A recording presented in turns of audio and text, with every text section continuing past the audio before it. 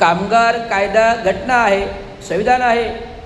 आणि अण्णा हजारेने माहिती अधिकार कायदा आणला, लोकायुक्त कायदा आणला. या लोकायुक्त कायद्याच्या घटनेमध्ये सगळेच लोक बसतात ना, भ्रष्टाचारी. पण कुठलीही घटना घडली तर मुख्यमंत्री जबाबदार, कुठली घटना घडली उपमुख्यमंत्री जबाबदार, दोन्ही.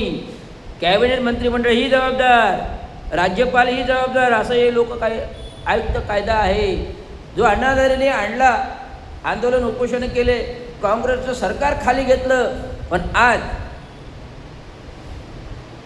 जो काश्मीरचा जो आहे राहणारा, त्याने आंदोलन केले, त्याच्या आंदोलनाकडे लक्ष दिलं जात नाही. आता अण्णा हजारे आंदोलन करत नाही, परंतु रवींद्र शिंदे आंदोलन करतो, धुरधर आंदोलन करतो आणि थेट कॅबिनेटमध्ये उघडा घुसतो. म्हणून कायदा बनवण्यासाठी महासभा हे ठराव करते, तो घटनाबाह्य आहे आणि घटनाविरोधी आहे आणि बाबासाहेब आंबेडकरांचा कायदा मोडून त्याच्यामुळे जनआंदोलन होईल. ही माझी आजची गोष्ट आहे. धन्यवाद.